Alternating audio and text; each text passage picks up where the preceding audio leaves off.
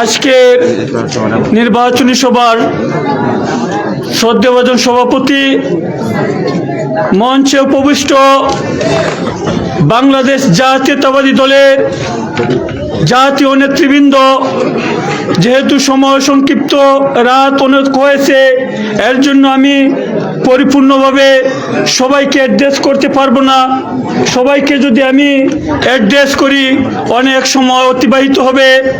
শুধু আজকের যে প্রধান অতিথি সৈয়দপুরের কৃতি সন্তান, জগন্নাথপুরের বিএনপির অভিভাবক, যার হাত ধরে 1989-এ প্রথম ছাত্রদল প্রতিষ্ঠাতা করেছিলাম জগন্নাথপুরের আঙ্গিনায়, আজকের সেই আমার প্রিয় অভিভাবক অ্যাডভোকেট মল্লিক মঈনুদ্দিন সোহেল, ওনাকে দেখে আমি আবেগে আপ্লুত হয়েছি। আমি প্রবাসে 27 বৎসর অতিবাহিত হয়েছি। আমি সত্যি সৌভাগ্যবান। সংগ্রামী সাথী বন্ধুরা, আজ আমার এক ছোট ভাই যুক্তরাজ্য থেকে বিমানে নেমে প্রথমেই আমাকে ফোন দিয়েছে। আমি যদি ওর নাম নাই বলি আমার কৃপণতা হয়ে যায়। অত্যন্ত বলিষ্ঠ এক নেতা, আমাদের সৈয়দপুরের তরুণদের আইডল, আমার প্রিয় ছোট ভাই সৈয়দ জাবের, শুধু মনে হয় 2-1 ঘন্টা হয়েছে বাংলাদেশে এসেছে। সংগ্রামী সাথী বন্ধুরা, আজকে রাজনৈতিক বক্তব্য দিব না, আমি 2-1টি কথা বলবো নির্বাচন নিয়ে। আপনারা জানেন বাংলাদেশের রাজনীতির কাছে যখন গণগঠা, ঠিক সেই সময়ে বাংলাদেশের রাজনীতিক অভিভাবক, তারুণ্যের অহংকার, বাংলাদেশের সম্ভাবনাময় প্রধানমন্ত্রী শহীদ রাষ্ট্রপতি জিয়াউর রহমানের উত্তরসূরি তারেক রহমানের হাত ধরে গণতান্ত্রিক বাংলাদেশের শুভ সূচনা এখন থেকে শুরু হয়েছে।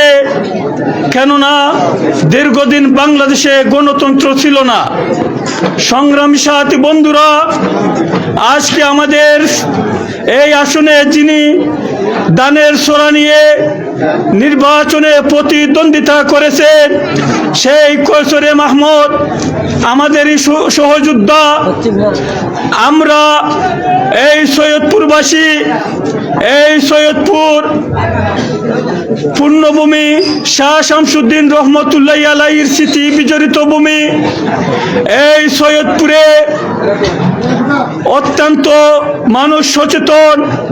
আমরা আশা করি আমাদের যেই কৃতি সন্তান অ্যাডভোকেট মল্লিক মঈনুদ্দিন সোহেল সাহেব, উনি আমাদের মাঝে, আমাদের সৈয়দপুরের সন্তান হিসাবে আমরা এর জন্য গর্ববোধ করি। আপনারা হয়তো বলতে পারেন, আপনি নির্বাচনী জনসভায় মল্লিক সোহেলের কথা কেন বলেন? আমি এই জন্যই বললাম, কৈশোর আহমদ সরাসরি মল্লিক মঈনুদ্দিন সোহেলের ছাত্র। উনার ছাত্র যদি নির্বাচিত হয়, উনি সৈয়দপুরের কৃতি সন্তান। আমার বিশ্বাস মল্লিক মঈনুদ্দিন সোহেল উনার ছাত্রকে যদি বলেন, এই সৈয়দপুরে কোনো বৈষম্য হবে না। কেননা আমরা দেখেছি এই সৈয়দপুরের মাটিতে দীর্ঘদিন বৈষম্য হয়েছে। প্রতিটি শিক্ষা প্রতিষ্ঠানে এই সৈয়দপুরের মাটিতে দুর্বৃত্ত আইনের রাজনীতি হয়েছে, যার প্রমাণ আমি নিজেও দেখেছি।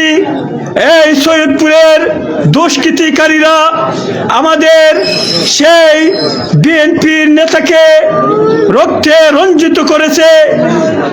যেহেতু এই সৈয়দপুরের মাটি অত্যন্ত গর্বিত মাটি, আমি আসলে বক্তব্য যদি দীর্ঘ করি অকৃতজ্ঞ হয়ে যাব। যেহেতু আমার বাড়িতে আমি অবশ্যই বক্তব্য দিব না, কেননা বক্তব্য দিতে হলে দীর্ঘ 1 ঘন্টা বক্তব্য দিব। সংগ্রামী সাথীরা, আমি আপনাদেরকে আশ্বস্ত করতে পারি, কৈশোরে মাহমুদকে আমরা কেন ভোট দিব? আগামী দিনের বাংলাদেশের রাষ্ট্রনায়ক তারেক রহমানের অত্যন্ত কাছের মানুষ। এখানে যারা যুক্তরাজ্য থেকে এসেছে, আমরা দেখেছি যুক্তরাজ্যের যে কয়টি ইউনিট আছে তাদের মধ্যে 2 জন মানুষ জনাব তারেক রহমানের অত্যন্ত প্রিয়। তাদের মধ্যে একজনের নাম না বললেই অকৃতজ্ঞ হয়ে যাব। এম.এ. মালেক সাহেব, যিনি দক্ষিণ সুরমায় নির্বাচনে প্রতিদ্বন্দ্বিতা করেছেন, জনাব এম.এ. মালেক সাহেব, এবং সেকেন্ড যে ব্যক্তি এম.এ. কৈশোর সাহেব। আমি আশা করি আমাদের এই সৈয়দপুর, বিশেষ করে আমি এই পাড়ার ছেলে, আমি আমার পাড়ার প্রতিটি মানুষের কাছে কৃতজ্ঞ। আমি মনে করি আমাদের নৈতিক দায়িত্ব আমরা ধানের শীষকে বিজয়ী করে বাংলাদেশের অন্যান্য এলাকার মতো তারেক রহমানের হাতকে শক্তিশালী করব ইনশাআল্লাহ। আমি বলতে চাই, এই সৈয়দপুরের মাটিতে কোনো বৈষম্য হবে না। এই সৈয়দপুরের মাটিতে প্রতিটি শিক্ষা প্রতিষ্ঠানে ইনসাফ ভিত্তিক কায়েম হবে, প্রতিটি ঘরে ঘরে ন্যায় নীতি কায়েম হবে, আর এই রক্তের হুলি খেলা হবে না। এই কথা বলে আমি আমার বক্তব্য শেষ করলাম। খুদা হাফিজ। বাংলাদেশ জিন্দাবাদ। তারেক রহমান জিন্দাবাদ।